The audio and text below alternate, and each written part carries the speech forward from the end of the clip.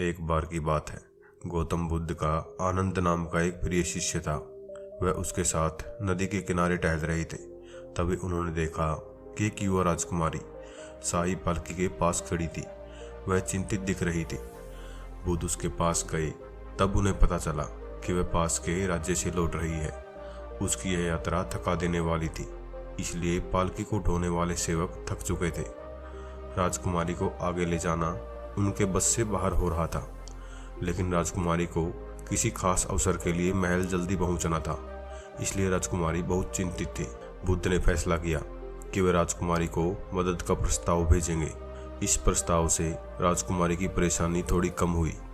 बुद्ध ने राजकुमारी को पालकी में बैठाया और अपने शिष्य आनंद के साथ पालकी को काफी दूर तक ले गए। बुद्ध की सुदारता से सेवकों को भी खुद को तरोताजा करने का मौका मिल गया। जब सेवकों की थकान दूर हो गई, तब उन्होंने राजकुमारी को महल पहुंचाने का भार अपने कंधों पर ले लिया। इस तरह बुद्ध और शिष्य आनंद का राजकुमारी को अलविदा कहने का समय आ गया। दोनों ने बड़े ही आदर के साथ प्रणाम कहा और अपने रास्ते पर चल पड़े।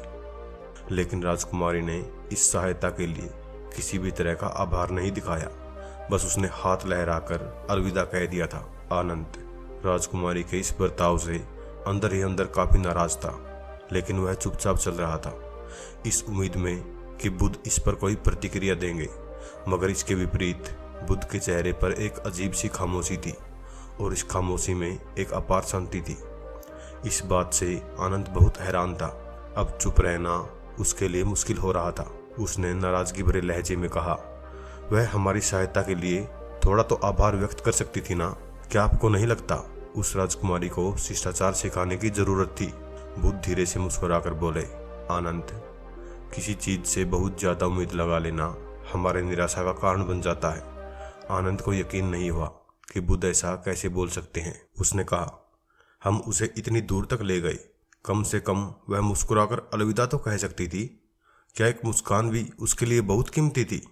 बुद्ध, मुझे सच में बहुत गुस्सा आ रहा है। आखिरकार हम उसे ढोकर इतने दूर तक ले गए थे। बुद्ध ने जवाब दिया, मेरे प्रिय आनंद, मैं उस पालकी को घंटों पहले नीचे रख चुका हूँ, लेकिन तुमने अभी भी उस बोझ को क्यों उठा रखा है? बुद्ध कहते हैं, सकारात्मक लोगों को भी नकारात्मक विचार आते हैं, बस वह खुद को उन विचारों के नियंत्रण में नहीं आने देते। विचार मेहमान की तरह हैं, उन्हें आने और जाने दो। इस कहानी से हमें यह सीख मिलती है कि किसी चीज़ से बहुत ज़्यादा उम्मीद लगा लेना हमें नकारात्मक सोच की ओर ले जाता है। कोई कितना भी सकारात्मक क्यों न हो, उसे भी नकारात्मक विचार आएंगे। बस हमें खुद को नकारात्मक विचारों के नियंत्रण में नहीं आने देना है। विचारों को मेहमान की तरह समझना है, जिन्हें हम आने और जाने देते हैं।